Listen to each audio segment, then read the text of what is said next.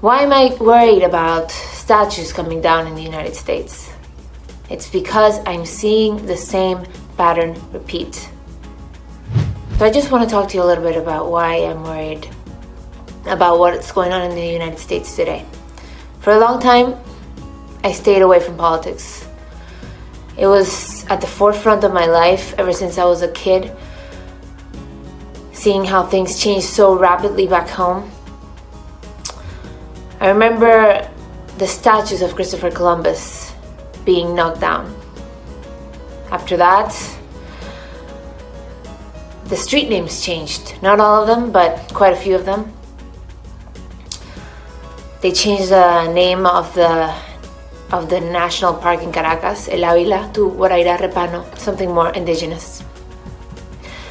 They changed the flag of our country. They also changed the name. They dismantled our police in 2001 and put in place a new one. They changed our voting system, so the way we voted changed after the second election of Chavez, or before the second election, I would say. Why am I worried about statues coming down in the United States? It's because I'm seeing the same pattern repeat. And I'm not speaking to this as I'm an expert on US politics and US history, but I can recognize the signs, and these are not isolated incidents.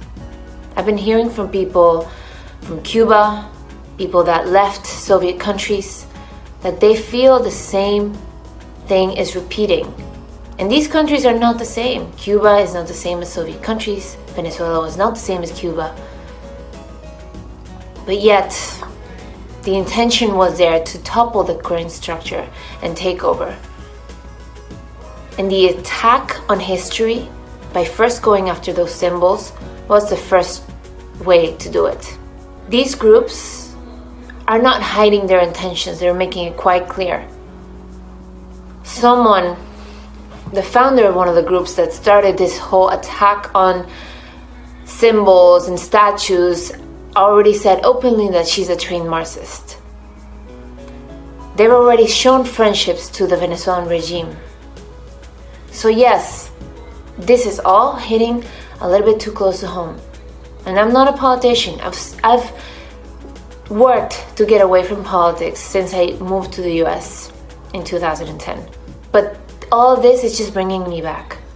There's a clear attack to certain symbols, and it's not just Confederate statues. So let's get away from this idea that the attack is on Confederate statues and therefore on slavery. The attack is on most statues that are important for US history. Founding fathers, also strangely enough, Spanish missionaries. For example, Junipero Serra, like his statue came down in California. The statue of Miguel Cervantes, a Spanish writer, was vandalized. What they all have in common to me is that they're all Western symbols. So the attack is on Western culture, on Western history. And is it a perfect history? No. But no history is perfect. They've already made it clear that their intent is to get into political power.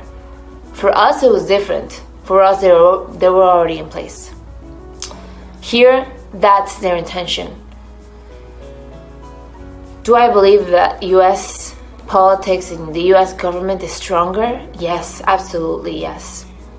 But for me, the problem is that democracy needs to be defended and guarded and nurtured all the time. Venezuelan democracy wasn't the strongest in the last few years in the 90s. It was taken for granted. It was assumed it was always going to be there. And therefore corruption grew. We had that blind spot.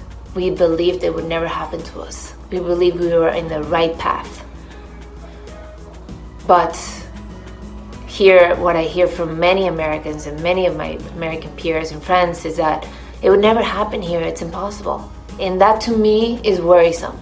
Democracy has to be protected and nurtured, always. Don't ever take it for granted.